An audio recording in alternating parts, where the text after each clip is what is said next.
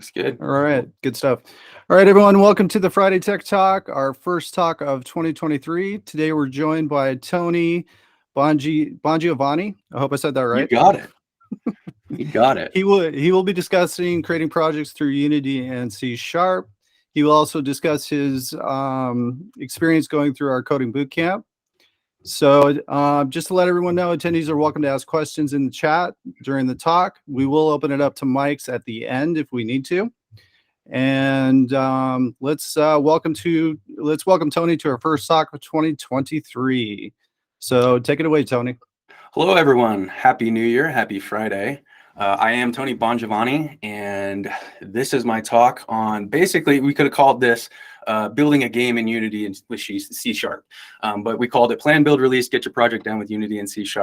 Down here is my logo and my developer alias for games, Bonji's Creation. So if you see that in the presentation, that's what it represents. A little about me. I have a bachelor's degree from UC Davis in sociology. This led me to a lot of unfulfilling jobs, and unfulfilling meaning creativity. What can I build? What can I, the actual interest in the job was not there. So I picked up Unity about 4 years ago, and it was over from there. I fell in love immediately with Unity, and I wanted to get in deeper. So how do I get in deeper? We all know that Unity uses C# for its scripting processes. So I looked for boot camps, and it took me actually a year to pick Tech Academy, but I'm glad I did. Thank you, Tech Academy.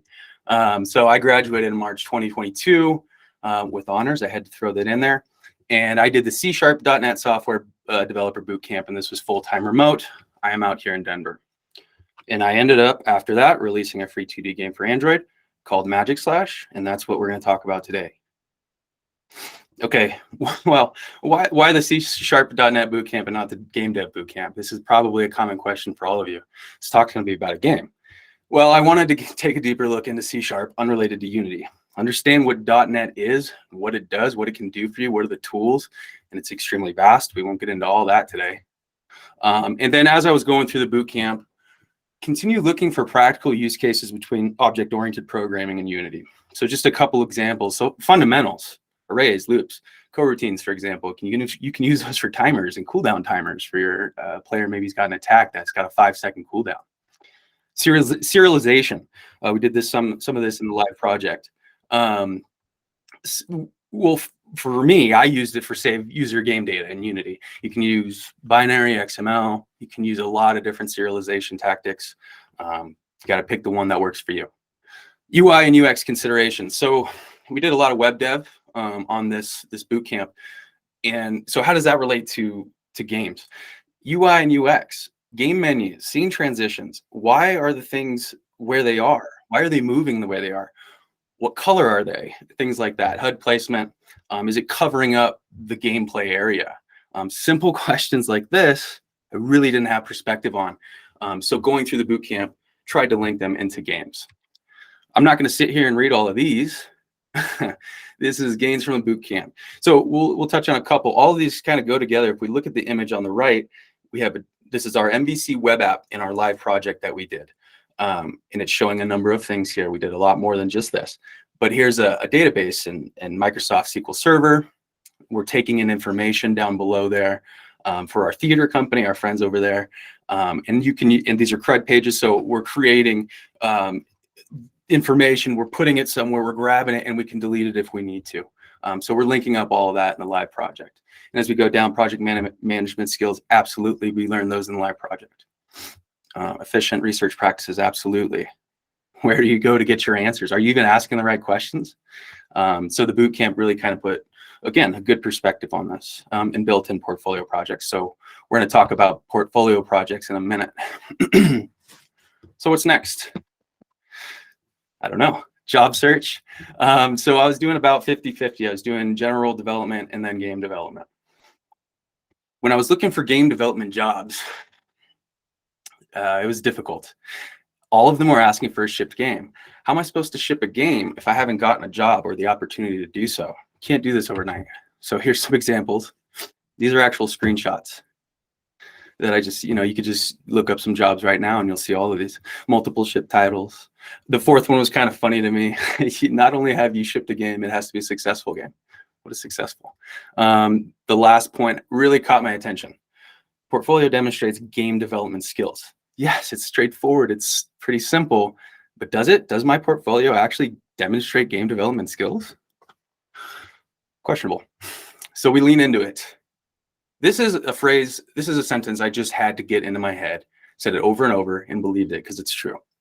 Unity is a powerful tool and is very much in need of engineers. Don't argue with me on that. It's true. Yes, it's very competitive out there. It is what it is. It's competitive everywhere. And Unity has diverse use cases. You can use it elsewhere. So I started asking myself some more questions. How can I put myself in a better position finding a Unity dev role? I have skills, but how can I prove it? How can I stand out? Where can I gain this experience? Build it yourself. So build and release your own game. Manifest this opportunity that is basically out of thin air, but you have the skills to do it. So showcase your skills and build your portfolio. This is what I was leaning into. Grab a sip real quick. So what's the mission? I clearly have accepted it. We want to ship a game. So complicated sentence here. Create a calculated portfolio project designed to understand the process of developing a mobile game using Unity and releasing to the Play Store. Simply, I just want to build a game and ship it. That's it. So defining the project, it's going to be 2D. We're not online, no data collection, no permissions. I think vibration was maybe the only permission. 6 months. We're going to do this 6 months part-time. I got other things going on in my life, but this will be done in 6 months. Let's see. We're using Unity 2020, one of those versions. I usually use long-term LTS. Other tools for, so art and audio is GIMP for art, Audacity for audio, and Plastic source control, which is pretty much built into Unity nowadays. You kind of have to use it. You don't have to use it, but I like to use it. Target platforms, Android. So I considered PC. I really would have wanted a mobile touch game. So PC was out. In iOS, I believe there's a steeper development fee or developer's fee. Somebody can correct me on that later if I'm wrong. But so only Android. The planned release date is fall 2022. So this stuff I was trying to set in stone and really just stick with this. This is how it's going to be for the next 6 months. Let's build a game. All right, so you just build a game. What mentality are you in? Do you take it seriously? Things like that. So I had to make promises to myself. Once I walk through this door, there's no going back. Let's say we're 3 months in and things get difficult. If I stop, I have nothing to show for it, and those 3 months are gone. So bet on yourself, produce that minimum viable product. Worst case, it's a bad game.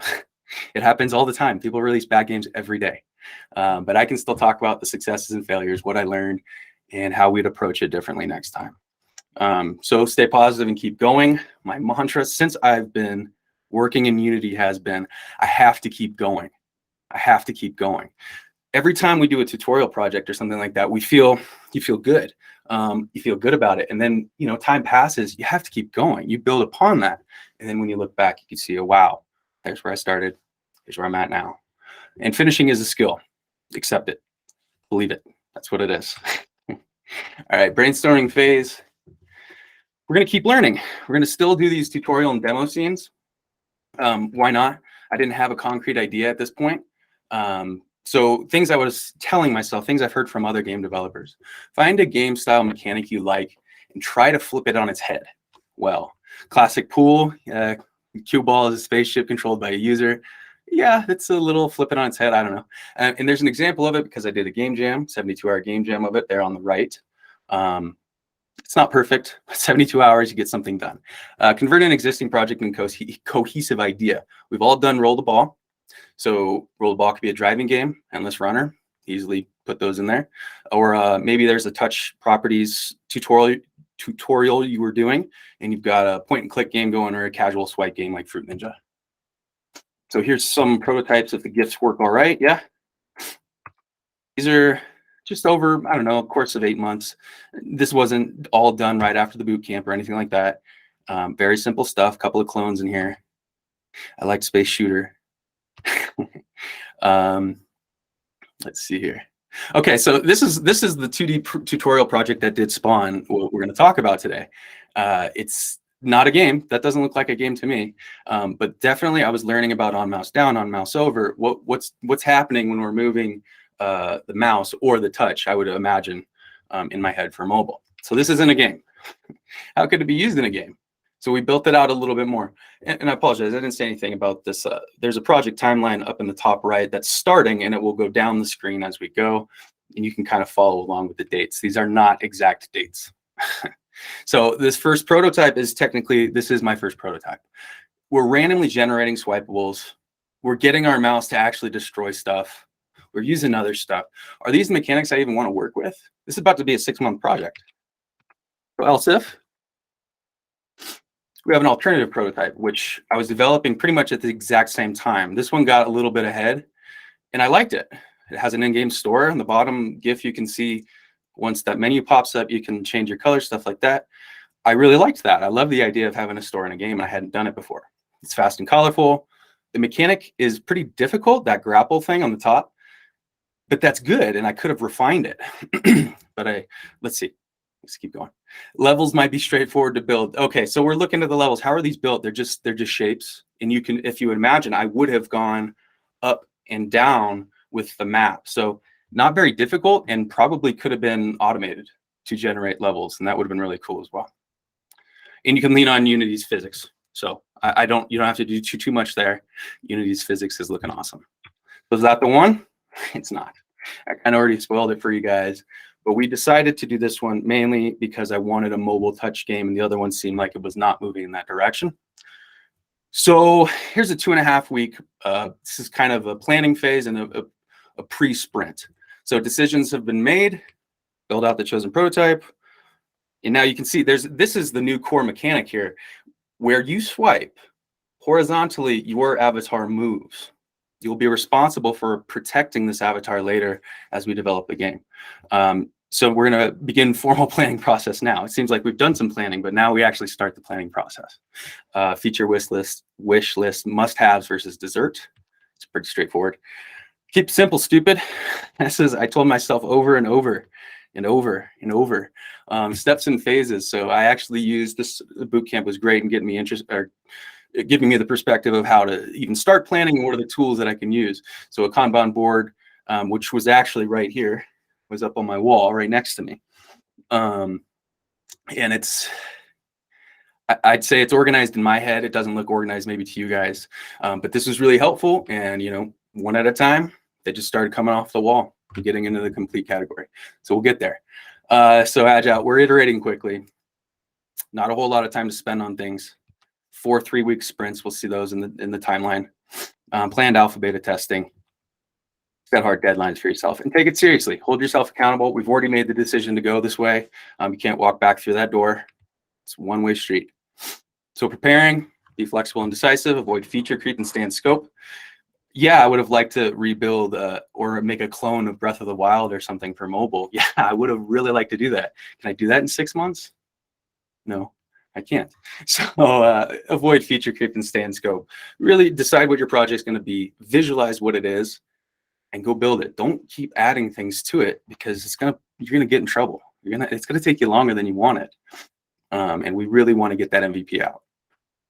Use the method tool that works best until it doesn't. Don't fall in love with any piece of code. Whenever we put in a new piece of code and it's working great, that's great, and you feel really, really good. But what happens when we need to alter it to link it up with something else? Don't be afraid to touch it because you're gonna have to move forward eventually.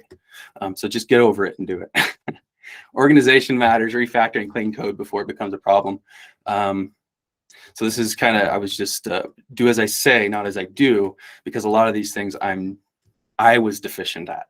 So I'll lean into a couple more of these. Organization does matter. Art, we're not going to talk too much about art today. Don't bite off more than you can chew. If we're developers and this portfolio project is meant to show a game and an app developed and shipped, do that and lean into that. But the art, make sure it's there, do your best, but really don't waste time on it. And so this was when the project was really starting, and here's a quote from me. I really like the direction it's headed, looking for that casual / feel with a little extra adrenaline. And that was April 7th. So here's a little extra adrenaline. This was a GIF. I'm sorry we had to remove some GIFs, but this is basically what the game developed into. I think this is an earlier image, but definitely not from Sprint 1. So here we are, Sprint 1, April 7th to 29th. It's about 3 weeks. We have the new mechanics in. We're tracking player level, their health. They have hit markers. They have 3 of them. We can get a shield. There's a Scully bash counter. We call those skulls Scullies in the game. And then the counter in the top right is going to track how many you've slashed, and then you can get achievements based off of certain milestones, and some new art, obviously. Excuse me. Continual testing. This is every day, every week. So if I don't mention it again, just assume that I'm mentioning it because it happens every day. Here's a couple recommendations for Unity specifically, or actually this first one's for everything. Test with a diverse array of devices. I used 2 devices when I was testing. It was wrong. Use more. Get more people, find more people somehow. Try Unity's built-in device simulator. I say try because I didn't use it on this project. I actually, after this project, I had upgraded Unity and then tried it. So I'm not sure which version it actually came out, but check it out. I bet it works.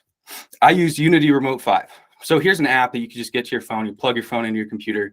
It basically just, it doesn't build it, but it plays from the editor basically on your phone. If you haven't used it yet, check it out. There's some limitations there. Just be aware of what you're doing on it. When eventually you build, there are some things just to be aware of, and we can get into that later if you want. Understand how to interpret Unity's built-in profiler. So this is huge. Use your profiler for testing. If you don't know where it is, look it up or ask me at the end and we can find it. I look here for frame rate, just to keep an eye on it. If you added a script that's creating, low frame rate, you pretty much see it right when you did it. So it's right in front of your eyes, and then you can check the call stacks if you need to get deeper, and then you can do some more debugging after that. So again, here it is. Testing continued. Debug.log is your friend. I had 1 million of them, and I know I had 1 million of them because I needed to remove them on the final build. So, and this is kind of a funny image here. I had debugged so many times, and the testing was taking so long. And this is how you do it. You build a game, you build an app, you're gonna have to test and debug. You could tell I had some frustration from the image. Keep up with proper source control practices. We'll talk more about this later. And yeah, leave relevant comments. This is not a real comment that I checked in, but yeah, go ahead and leave something a little more detailed because that's not going to help anybody. Fun fact, I've hit the play mode button for Magic Slash greater than 10,000 times and counting. I think that's a low ball. Get used to your game. Get used to it or your app. Okay, sprint number 2, we really had some bugs. We were adding a lot of those new features, and each of those new features, it felt like everyone had a bug, every single one. Some of them were dependent on each other, this or that. It didn't matter. This was basically a sprint of bugs and trying to fix things. The main gameplay mechanics were set in my head, at least. This is how the game was going to look. So a short break. I took a week off for a 3-day game dev conference. This was digital, and this was hosted by Jason Wyman and with his game dev guild. And this is awesome, and I recommend it to everybody. This one and all game dev conferences. I think there's so much to be had there. The information, the networking. Go out there and meet some people. And this image is actually from, I don't know if you guys have used Gather to meet with people or any of these kind of large group type of things, but Gather was really fun. Gives you a little 2D avatar, and you can go to different booths and stuff like that, like if it was reality. So that was great. Back to work. Sprint number 3, June 6th to 28th, June 28th. So this is basically, I would call this a working vertical slice. It's a little early, and it was kind of buggy. But I had developed this is screenshots from just a short clip I put on social media. And I guess it was my vertical slice. It had the things that I wanted, and it basically showed how the game was going to play out. So I think I've mentioned most of these features. We have a time shift feature now. It's just going to slow the game for a certain amount of time. We've got our shield. I don't think the shield is shown there. And now you can see the initial UI design as well popping up and kind of solidifying what's going to happen there. And the general release date, general release date was fall 2022. You guys already know that. Addressing core gameplay elements. This is just for if you're developing any game. You should continue to ask yourself, is this even fun? Is this mechanic I just added fun? Is it this? Is it that? So I justified to myself, and I was able to answer this: yes. Main swipe mechanic, to slash or not to slash. You're protecting your avatar. You're slashing unique items. There's stuff to do. Value of the items. Why collect them? Shield, time shift. How does the player make progress? Track the level. Game depth, achievements, add collectible items, present more story and lore, replayability factor. This one, I would say, is elusive to me at the moment, but I did have an idea. Could there be a free play mode? And once you guys see the game a little bit more, I hope you can get an idea of what that would be versus the quest mode. So the quest mode was the #1 on my list of getting done, and that's what you'll see these images from. Okay, at this point, I'm distracted. I am very distracted from my game and the work that needs to be done. Things are going on in life. Things are blah, blah, blah. It is what it is. Other projects start to creep in. It's weird. Why would I open Unity if I wasn't going to work on Magic Slash? So if you see in the images, I was doing a little more 3D stuff. I think I was yearning to do 3D. And so don't be content. Don't be content with your project. You hit a milestone or something. Oh, I've got this. I put out this trailer. And you stop working for a week and a half. That's not how it works. Don't be content. Keep going. Stay excited about your project. Reiterate the missions and benefits. Why am I even doing this? You're the one that decided. Tony, you're the one that decided you want to do this. Tell yourself those same things you were telling yourself 4 months ago, 3 months ago. Ultimately, I was sick of the game. I think I said that. I was sick of the game, not Unity or development or anything like that. Strength number 4. Build upon the vertical slice. So again, things aren't, it's difficult to see how many changes I've made here based off of these images, but it's really starting to tighten up. This image here, this GIF, if you guys can see it all right, this was the difficulty. I just started spawning things more and then faster, or at a quicker rate they were spawning, just to see how difficult could it actually get. Is this hard for me but not others? Is this easy for me but not others? A lot of things to think about there. And this probably goes for all apps.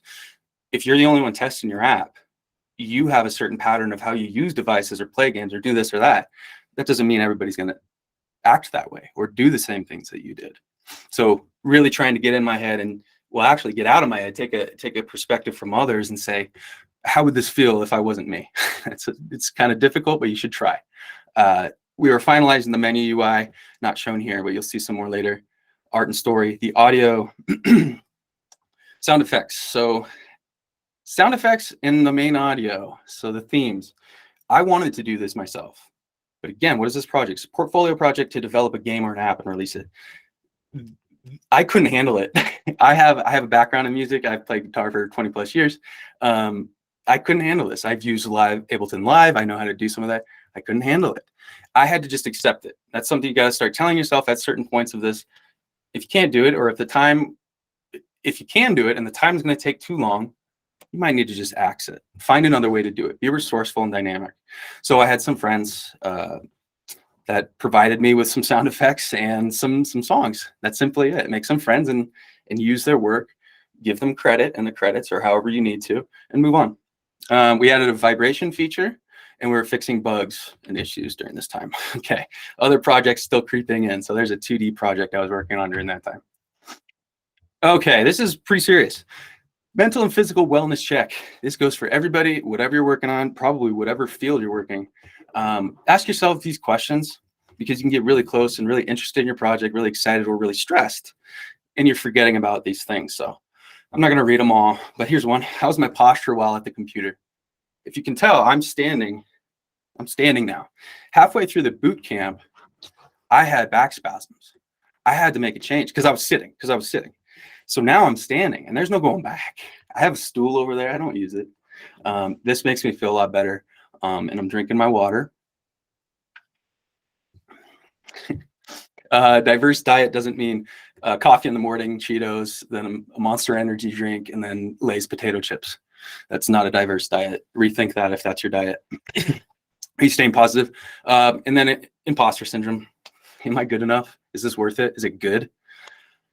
It's difficult to stay positive sometimes, especially if you're solo. Who's giving you this, the feedback? Social media can give you some of that, but it didn't really work for me. It doesn't really work for me as much as one would think. As long as you're addressing it and staying confident and just reiterating what the project is and why you're doing it, you should be all right. Okay. So how am I dealing with everything? Find a way to deal with it. We're not going to have time to talk about all that today. So make the necessary changes, take care of yourself. All right, now we're at a finalization stage. This is part A. I'm actually building it and we're testing it. Again, I'm using only 2 devices and now we're actually making builds. We're not using Unity Remote anymore in the app that I was talking about. We added a save system with XML serializer. So thank you, C#. I had never done something like that before. Only 1 save file for now though. Adding a loading screen, this I had to do. This was by necessity. I got to a point where we're loading the main level. All these game objects are being loaded. It's slow. So I had to look up for some resources to figure out how we do this. And it still does have a bug. This is implemented twice and has a bug. One is really good. The other one, not so much. So I don't think it's related to script and that problem persists. So I'll work on that. Other bugs, audio popping on the S8. I can talk about that in more detail later on. That's resolved. Screen ratio issues. For Unity users, if you are in free aspect, that's probably best. I was set in 18:9 because my phone is an 18:9 ratio. 16:9 is probably better to start with. So I hit a point where I started building and I was testing on the 16:9 ratio and spawners were appearing on the screen. UI was off, all those things. Be aware, just be aware of that stuff. And then there's some other bugs that will persist, we see. Oh, and then in the middle of my project, some fantastic life news. I do get engaged on the 27th of August near Keystone, Colorado. So that was awesome. We're very much looking forward to it and we're planning. Okay, so finalized part B. We have a release date. It's the 28th of October. And why? Oh, it kind of started to look like a Halloween game. And if I was selling this game, it's a free game. If I was selling it, this would be kind of the thing I would lean into. Try to get on with one of those holidays or something, and then maybe catch some extra downloads that week or 2 weeks. So this stuff should be done. There's still plenty of things I'm working on. Let's see, it's September 12th to October 7th. This is close. This is close to the release date. So still finalizing art and UI, boss art, collectibles section, that was added. So we have achievements. You can find unique artifacts, and each boss has their own entry into the journal. Voiceovers, never done anything like this before. So voiceovers had to be done. They were done by me, my fiance, and 2 of my nephews. That was it. So the tutorial needs serious attention.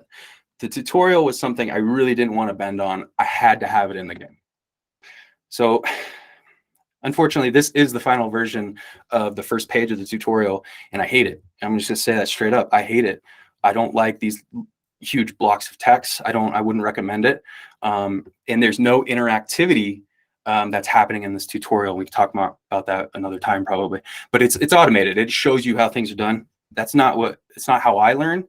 And I would have wanted to do it better for you guys, for whoever's playing the game. Kind of, hey, this is how it works. And you're doing it in the tutorial like it would be in the quest.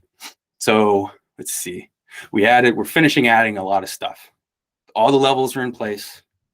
The tutorial is the major compromise, and there's still bugs. So how do we deal with these bugs at this point? Got a couple weeks, 3 weeks left. Yeah, a couple weeks. Ensure stability for initial build. That MVP has to be done. If you want to put all this stuff in and have all your creative ideas, they're going to maybe be halfway there, and then maybe there's going to be crash problems. Maybe there's going to be bigger bugs or this or that. I told myself, remove stuff. You can do future updates. Something that I didn't really realize until very late, because I was kind of thinking this is a one and done. Like, I got to just do this and get it out. But realistically, in this day and age, you can just update your app a week later or whenever you want with these things that you may have removed or say that there's bugs and I need to fix them. So the time is up. All right, this is the release, the week of the release. On the 24th, I start the final build and Play Store submission process. The release is on the 28th. That's not very long in between there. The game was not released on October 28th of 2022. So it was submitted but not released. What happened? What did I do? I had everything ready to go. So the late changes, I had to make sure that the builds were reflective of the final build, that what I decided, this is it. So that took me a little bit, but it was really the submission and review process. So you just be aware, this isn't going to take forever to do for anybody, for whatever you're trying to upload, but there's a terms of service, there's forms to fill out. When you're building from Unity, it's not just the APK anymore. You need to understand it's a bundle version that you need to upload to the Play Store. And it's kind of particular. You need to do a little bit of research, just check some resources, and they have them for you. It took me a little longer than I would like to say, but there's a process. Just get used to it, or be aware of it when you're going into it. Start earlier than I did. Source control freak out. My fault. I was using 2 computers to develop this, sometimes a laptop, sometimes this one. And this is a little beyond me. Something happened with the key store files, and it locked me out a little bit of the source control. I couldn't get certain versions. Nonetheless, it was scary. I want you all to feel that fear, because I even feel I got the anxiety coming back up right now. That you don't want to be in a position where you've done so well and you've done all this work, and just because you're tired, you don't look at, maybe you weren't paying attention to what you're doing with the version control, source control. That's when you need to be paying attention. If you're not in the mental state to do it, don't do it. You do it later or something. Really don't compromise your whole project. So finally, content review Abyss. I have no idea what's happening during the time I uploaded it in their review process. So 11 days later, 10 days later, it gets through the process. Yes, I actually sent a message to the Google Play Store, and they said, this is our process. Basically, don't send another message. So you kind of have to let them do what they need to do. In retrospect, finish the game earlier, get it uploaded earlier, and then you can release it on your own time through the Play Store. They give you the resources to do a lot of cool stuff with that. So the project's complete at this point. The 28th, in my mind, it was complete. It was submitted. Now, it could have been rejected, and it wasn't, luckily. So those 10, 11 days were, very scary for me, but I got through it. It was temporary.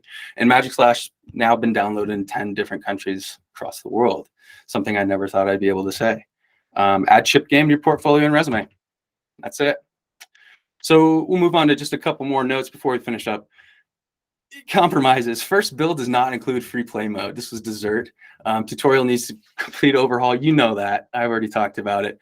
Scaling limitations, we can talk more about later. I had a monolithic script. It just became that way. The dependencies stopped me from being able to do it easily, to do the free play and tutorial the way I wanted to. So there's a huge compromise in my opinion. The way I saw it in my head didn't work out. So we also removed some features I mentioned. Can we add those back in at some point? Small compromise was to use music from friends and sound effects. I really thought I could do it, but that's not what this project was about. And existing bugs. The primary goal was submitting the MVP on time. These are not game-breaking bugs, but I know they're there. And even my mom found one not too long ago, so that I had to add one to the list. These can get cleaned up and built in the update. Fixed up and cleaned up for a good update, I mean. Find a way to get it done. I guess that was kind of another mantra for me, just get it done. And at that point, the amount of stress and how long it's been, you kind of just, you're tired, but you got to finish. You got to get to the finish line. So victories, full quest playthrough. We have a collection section with some interesting stuff, boss journal, 10 unique bosses, Scully Bash achievements, unique ranks, just stuff that can keep you into the game, to make the game a little deeper. If I didn't have this stuff, it's just a shallow kind of quest mode where you're just swiping. It's kind of like a Fruit Ninja clone. The tutorial exists at least. And remember, finishing is a skill. That's a victory. Okay. So now we just have a couple screenshots of stuff. So here's a UI decision I made. This is how you would delete a file. You would have to click your file first. You have a delete option. And now I had to think about it because I was clicking through fast, and I had this delete up here. If someone's just mashing a button, they're going to accidentally delete their file. I knew it. So something as simple as switching these and the placement on the page to not allow somebody to accidentally do that. Those are things you need to at least keep in consideration. It doesn't always have to be this way. So I really liked the volume slider. We're using player pref, so if you leave the game and come back, it's going to be the same. Vibration, I'm working on the off switch. I was not sure that it was going to function properly. initially, and that's that. I got to work on that. Here's kind of just, again, another vertical slice of the final version of the game. You're slashing stuff. Things are coming down at you. You got an item there, an artifact. You got your shield piece. They're counting the Scully's Bash. You got your level at the top. You got a pause button. It really did fill out. It is, to me, it's a full game. You know, it's a small game, but it's a full game. And of course, you can get hit and take damage. Notable roadblocks. Obviously, artwork, animations, including sound, is very time consuming for me. If you're building a game, don't forget that that's part of the game. Code organization, like I talked about, scaling issues. Yeah, monolithic pieces of code, and really just not having the foresight of when I was writing those codes. It's, you know, you're going to need something down the line that you don't even know yet, but you've created a problem without knowing it. Improper version control practices. I'm not even going to read the rest of this because, again, that stresses me out. Stay on top of it. Do it properly. And when you're working in a team, it's going to even show even more. But this was bad because I'm only hurting myself. And it hurt. It hurt a lot every time. And that's stress. Am I losing stuff? So just a couple more on that to reiterate. Get it through your head. Source control is important. So on March 29th, I actually had regression. Now, that's a fearful word. July 18th, thank heavens for source control.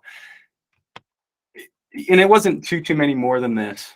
But after going through those things and not being prepared, like I said at the end there, that last week of uploading it and had the little freak out, that shouldn't have happened. You should have learned from things like this and do it better next time, I guess is what I'm telling myself now. All right, so what's next? Get back to work. And I just want to put that funny guy in there. That's not how I feel about development or games or anything like that. It's quite the opposite, actually. I'm very excited, and especially this talk has gotten me excited to work on the update. So what's in the update? Bug fixes. We're going to redo that tutorial. We're going to have more save files. I want 3 of them, just in case multiple users in the house or your kid wants to play, and you have your own file. New features, that's a secret. And the new game mode, free play mode, you guys have already seen that. And that's really, it's just going to be endless. There's a lot of games that I could reference, for example, but it would just be an endless thing. It's not a linear. It would just kind of be endless until you die. Device vibration control, I already said. We want to be able to turn that off because right now it's always on. And then new refined art, great.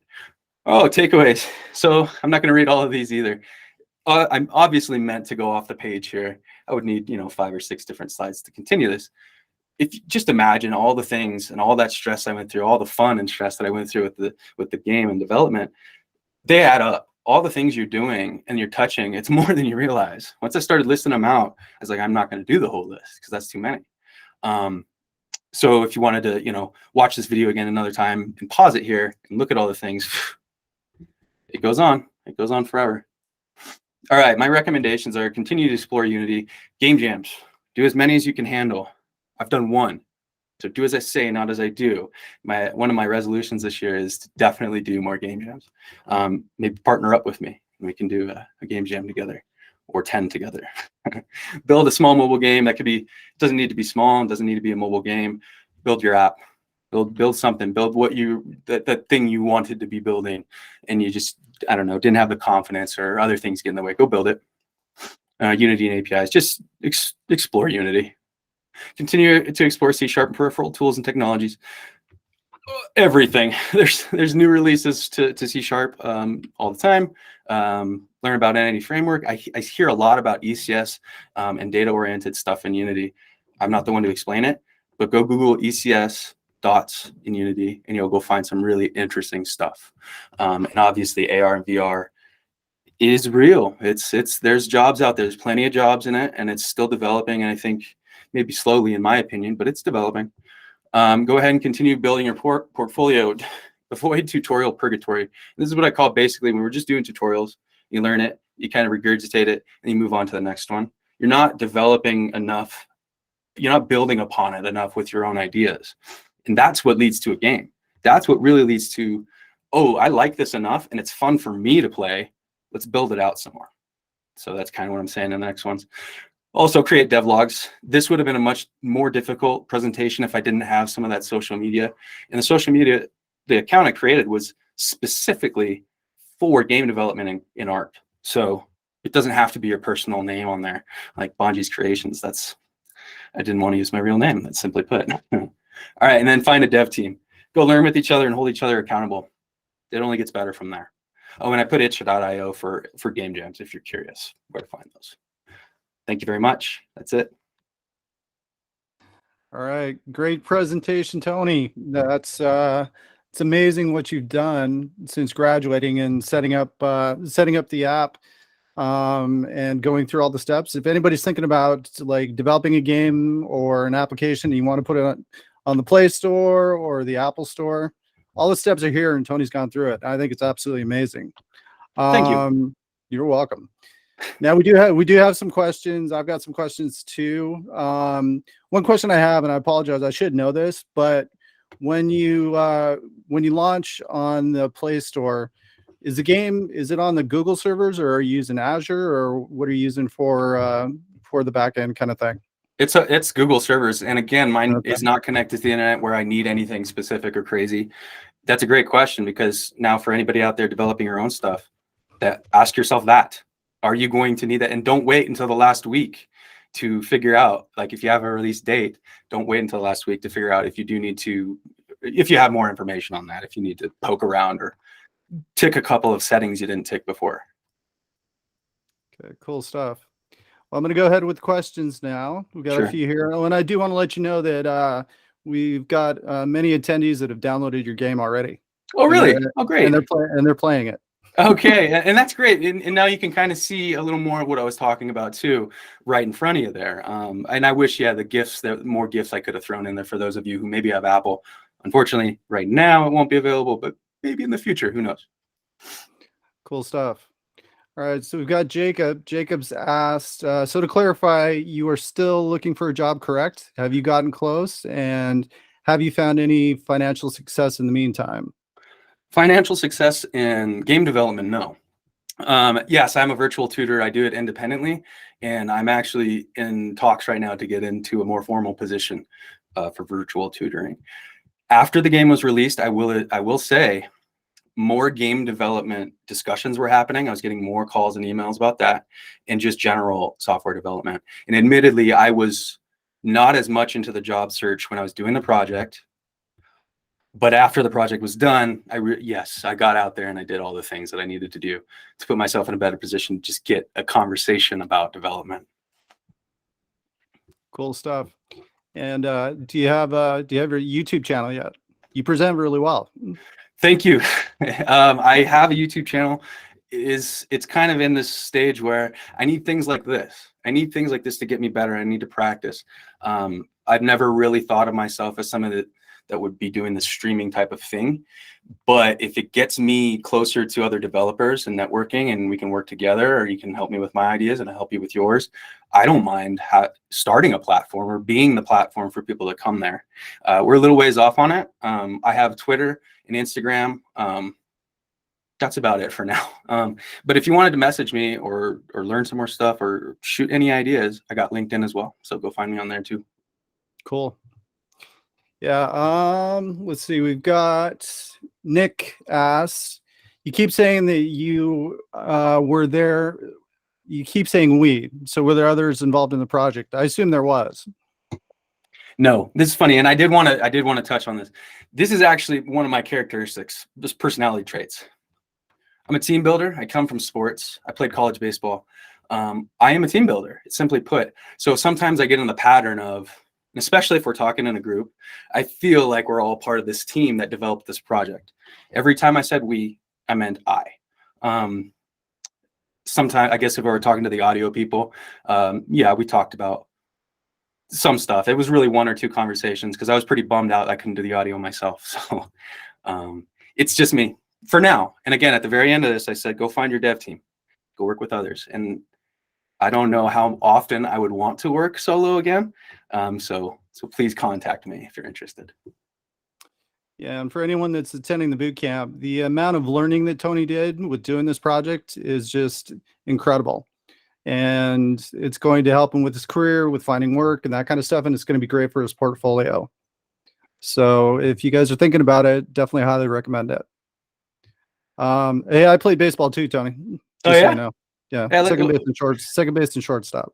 all right. I ended up in the outfield. And they just liked my bat, and they said my defense was too weak, so they said just hit it. Yeah, I didn't do college, but I did men's baseball for a few years after high school. So All right. Yeah, I yeah. played in the men's senior league in California when I was still living there. Okay, cool. I'm too out of shape now, but hey, give me a couple of, I'd Yeah, say maybe 3 to 6 months. Maybe I can do it again. I don't know. Yeah, my arm's a little rusty now. Yeah, got to switch the other arm. That's why we got 2 of them. All righty. Okay, another question here. So let's see. Did you find that some bugs were per device or per Android version? Did you take the steps to try and find those bugs, such as spinning up multiple virtual clients? Not spinning up virtual clients like that. It was pretty manual and brute the way I was testing and finding bugs. But a specific bug that was device related was the S8 audio issue. What we did to fix that was we set the buffer size at the very beginning of the game. You force it into the buffer size that is appropriate. That's a little more technical than I'd like to get. If you want to talk about, we could talk about another time.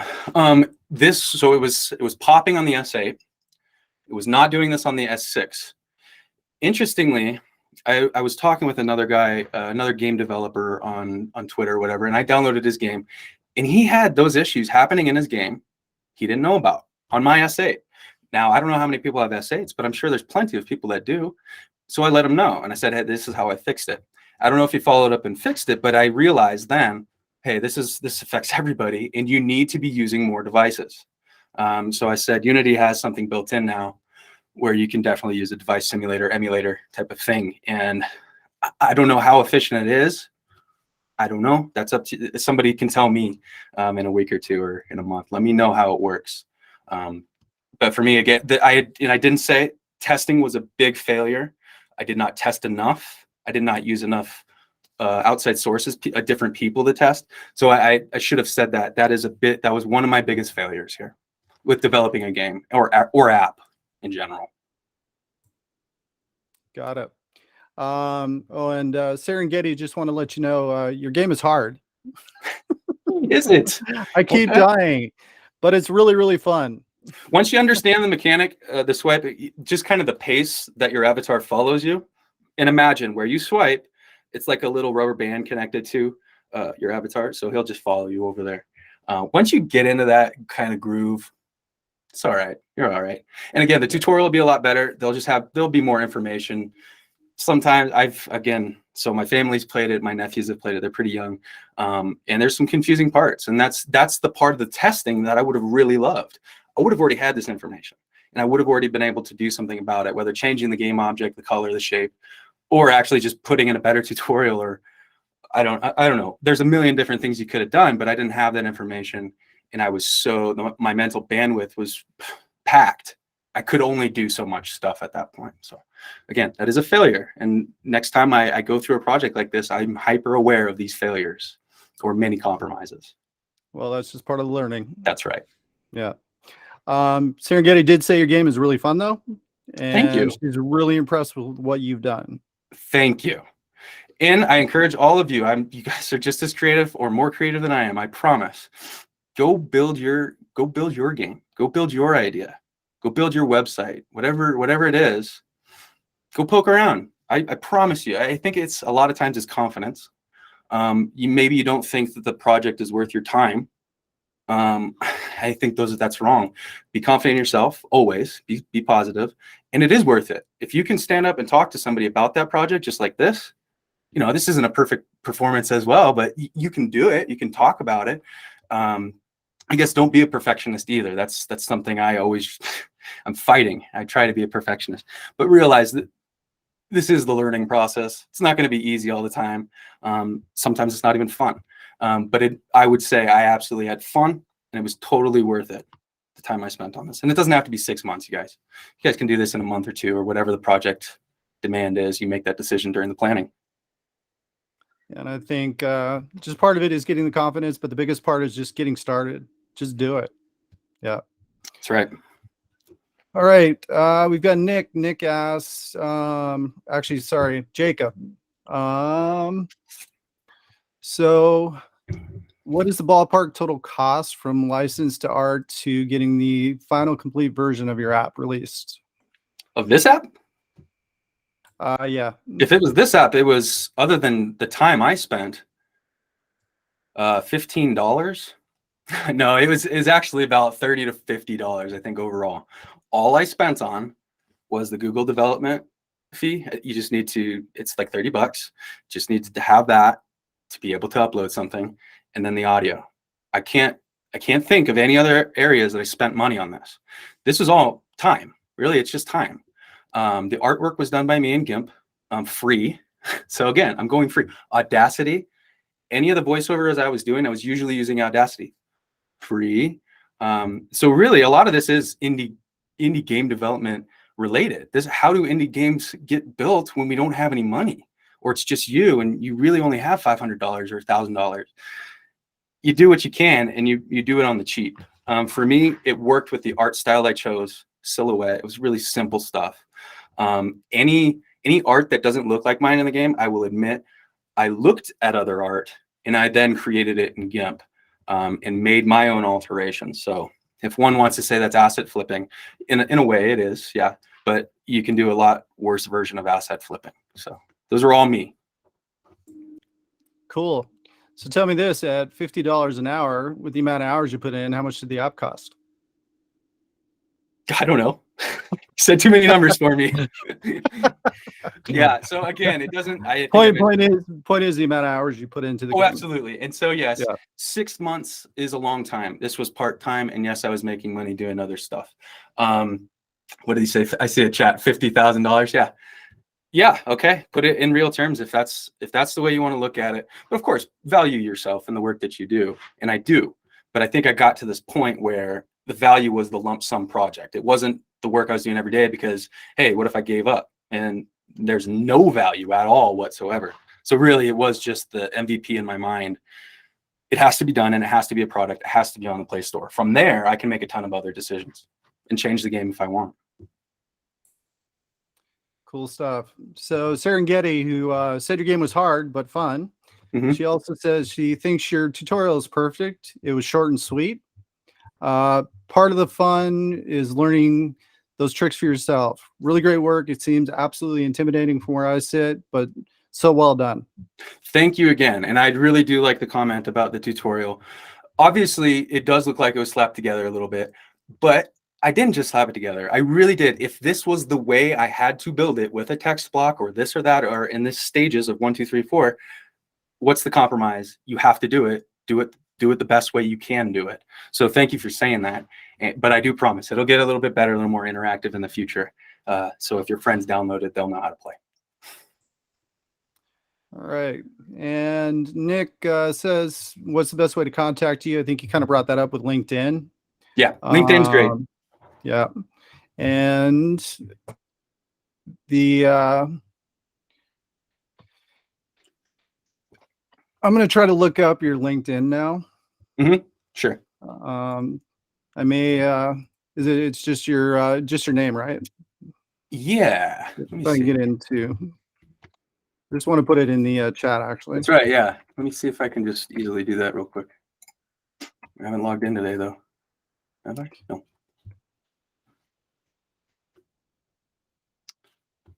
Sorry, guys. I should have had this stuff ready for you. And if you do contact me, I will have resources ready for you either that day. I have stuff saved on my computer that I reference plenty for Unity and whatnot. So I'll have stuff ready for you. If it's not related to this talk or anything, or you just have an idea, I would talk to you for probably hours about it. So feel free to, if you just have any ideas, we can talk for sure. And Tony, who did you use for testers besides yourself?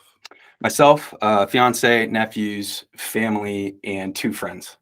So that was less than 10 people. I'd say this is unacceptable. It wasn't 0, it wasn't none, and I wasn't the only tester. With that said, I do believe I'm a pretty good tester, but when you're building something, you're so close to it, it's almost impossible. Even when you're telling yourself this, there's things I'm missing, do it again. Yeah, you know, you don't play the games and use apps the same way that everybody's unique.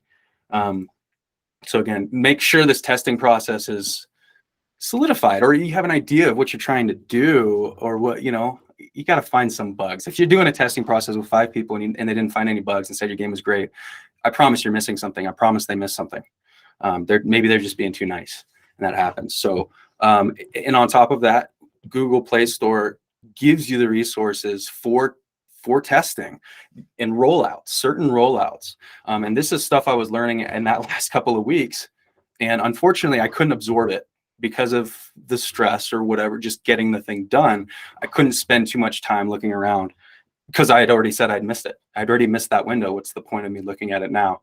And of course, I will look at it again. And especially if I'm working with a team, these are things that need to be done. There's no compromises on that in the future for me. Okay, and we got Jacob asks, have you found any places to contribute to group projects from a game dev perspective or software perspective? Yep, volunteer opportunities. Now, I'm not necessarily in it, but I have been in talks and I'm still learning more about it. But go look up volunteer opportunities. They're all over the place. Educational opportunities. I didn't mention it, but I would really like to get into educational games in the future, something like that. Yeah, I know it's difficult to look for volunteer opportunities knowing you're not getting money back for it, but just like this project, the value is it's built in. You can use it later. Don't worry about it. And especially if it's a part-time volunteer thing, you know, you're doing 8 hours a week, it's probably not that big of a deal. It's maybe you could do it on the weekend, and you're still going to be learning. So if this is a project that uses Unreal or Unity or some application you're familiar with, just spend more time with it. There's nothing that's going to hurt you there. And you're making connections and networking at the same time. So good. All right, cool stuff. And Jacob said he found a Discord channel called Game Dev Network, GDN, and he thinks it's a good place to start. I don't know of it, but I would probably agree. So Discord has been an awesome place since I learned what it was. With that said, I'm not on it very often. Personally, I get distracted with all the information and all that stuff. So I'm in 2023, I'm going to try to do a better job of hours I spend on it, or active hours. Just, hey, this is the block that I'm going to be connecting on Discord, because I can get on Discord and just waste hours talking with people or reading the conversations they're having, because yes, absolutely, there's good stuff going on in there. A lot of smart people, a lot of good questions. So I've seen a lot of questions that I've asked myself. If you pop into one of those chats, you're going to see some questions that you've been asking yourself, or one that you actually know the answer to. Answer it. Go help your friends out, and then make those connections, of course. Okay, and the last question here, it says, what percentage of your code for your game did you learn from Google or YouTube versus writing it yourself? Oh, man. I think I know what you're trying to say. So all of it was written myself. And I just want to say, when you take code from Google or YouTube, it doesn't plug in like you think it does. When a project gets to a certain size and you're like, oh, I just do this, or I just copy that code and I put it in. No, you need to understand it and how it's affecting your code. I know the mistakes I made. So it's a combination, but I think I know what you're saying. I would say about 60 to 70% was mine. That is, I think, maybe higher than one would expect, but I also was not biting off more than I can chew. And some of the features I removed right at the end were kind of at that level of something's happening here and I'm not understanding it. I was not comfortable leaving that in. That could have been a game-breaking crash. I don't know. So the code that I used, I was very confident about what I was doing and that it would work, simply put. Awesome stuff. And I mean, every developer is going to use Google and YouTube. I mean, Yeah. you have to have resources that you go to when you're developing just to complete the project. That's just, even senior developers do the same thing. So That's right. Cool stuff. Well, Tony, it looks like that's all the questions. That was a great presentation. And I think I'm going to go out and start building my game now. Go build. Yeah. I got half an app built. It's a business app, but I think I want to do gaming now. Yeah. All right. Whatever it is you guys are building, be positive. Take this energy. I hope you're getting a little energy from me, because I want to get working on that update starting next week. So go finish your projects. Go start your projects. And if you're halfway done, go finish it or go make progress. Definitely great points, definitely great information, and we appreciate you coming out. That's Thank you, an guys. awesome way to kick off 2023 with our talks, and we definitely would love to have you back sometime. Awesome. Thank you guys very much. Thanks for listening, everyone. All right, Tony. Yeah, thank you, and we'll see you soon.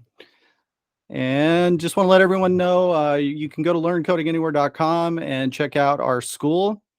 Tony attended it. He's a graduate, and we've got lots of different boot camps, including a game development boot camp that's just awesome. So go check that out, learncodinganywhere.com.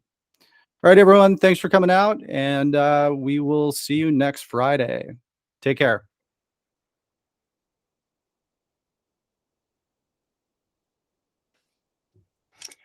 I didn't know if you wanted me to hang out just so you could say goodbye, but yeah, I appreciate all that.